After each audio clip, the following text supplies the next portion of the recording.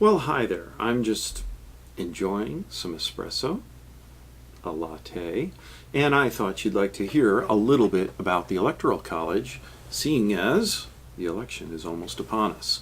So, what is the Electoral College? How does it work? Well, let me try and help. The problem at the Philadelphia Convention was that nobody could agree on how to elect a president. Who should choose it? There were ideas like the state legislatures maybe should do it. There was a proposal, I believe it was in the Virginia plan, where the Congress would choose the president. There were even suggestions that the president should be elected by the people. Imagine that, if the American people elected the president. They don't. We have this thing called the Electoral College. Why not simply elect a president? Well, you've got to remember that they're very suspicious of power. They don't want a new king. They don't want someone who's going to become a tyrant, who's going to abuse power. So they're very concerned about the average person being able to make a good choice. What they decide is that each state will choose electors. They just made up this office, electors. They have no other responsibility in American government except to choose the president and the vice president. And that each state will choose a number of electors. So what happens is they figure that they've got to get a good educated group of people to make the choice. And they didn't really want it to be Congress. They didn't want it to just be the states. And they wind up compromising and creating this new system. And then that brings up the problem of how many electors does each state get? Well, they had already made the Connecticut compromise on representation, and they decided to go with that. Look, let's just say every state gets a number of electors that's equal to the number of senators and representatives that they have in Congress. And here's what that looks like on a modern map. This is the 2004 election, and you can see the distribution of electoral votes varies from state to state. Here are some maps from early in our history, and you see the election results. At the time, Article 2, Section 1 said that each state could choose whatever method it wanted to pick its electors. And the electors then got to cast two votes.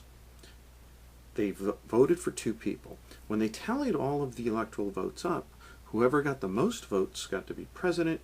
Whoever got the second highest total got to be vice president. Unfortunately, with political parties coming into being, this created a lot of competition, and you could have a president and a vice president that didn't get along at all. So the 12th Amendment was passed. So the 12th Amendment fixed the problem that was created once political parties start getting into the mix. And the 12th Amendment basically says that the electors they cast one vote for president and they cast one vote for vice president. So it's very clear about which one they are voting for. And this way, the elector who belonged to one party or another, the Federalists or the Republicans in the early days, Democrats and Republicans today, would vote for a ticket. They would vote for their party's favorite for president and their party's favorite for vice president. And that's how we get the system that is more like the one we have today. Which brings us to the present. And basically, how does the Electoral College work today? The first thing to understand about the Electoral College is it is a system where the people indirectly elect the president and the vice president through 50 different state contests and one in the District of Columbia ever since the 23rd Amendment was passed in the 1960s.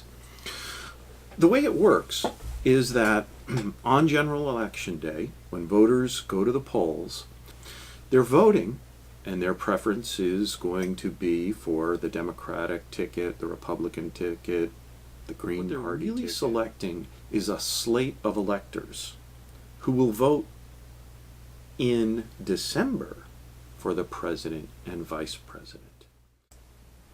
In this example, we see that on November 4th, the general election, there are many elections. If I could have made a chart with 51, I would have. Here there are just 5. So in this example, the Washington voters have an election. They choose 11 electors, because that's how many Washington has. New York has an election. Whoever wins the popular vote in New York gets that state's electoral votes.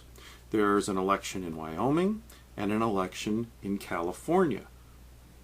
And on and on and on, including Washington, D.C. Now, then, on December 15th, all of these electors that have been chosen from all the states and the District of Columbia will cast their ballots. Usually nobody pays much attention to this because it's a foregone conclusion who's going to win. But they cast their ballots. The ballots are sealed, and they're not opened until the new Congress is in session. And this year, that's going to be January 6th, and they will count the votes for president and vice president. How do we know how many electoral votes each state gets? Well, it's a simple formula. Each state gets a number of electors that's equal to the number of Senate and House seats that it is allotted in the Congress. Here's a chart with an example. So what we see here is that each state has 2 senators. That gives them 2 electoral votes. The Senate has, everyone gets equal representation in the Senate.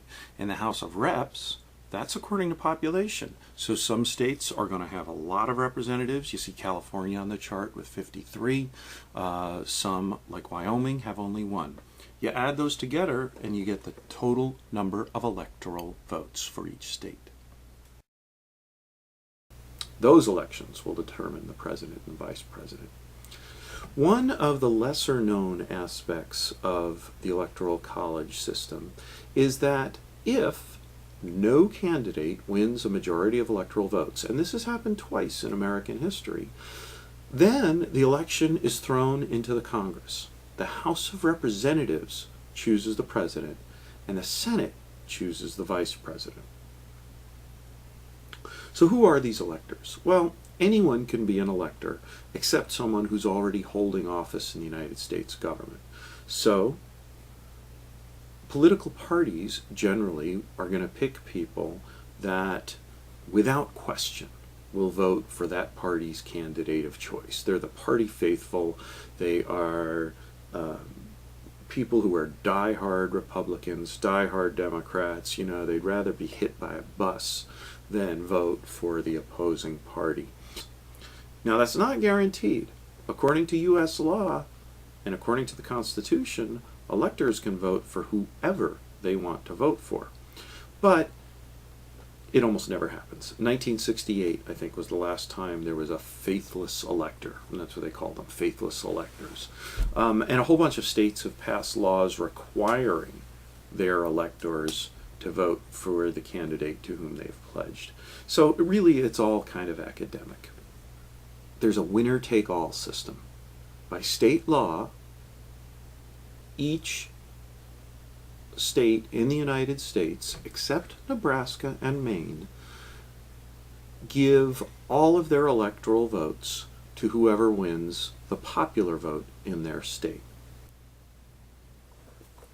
And this winner-take-all feature of the system makes it possible for someone to win the Electoral College even if they lose the popular vote. It's happened 4 times in American history, most recently when Al Gore won the popular vote by over 600,000 votes, but George Bush won the electoral vote. Well, I think I've about covered it. I think I've said all that I need to say for now. There's a lot more information out there on the Electoral College. Check it out.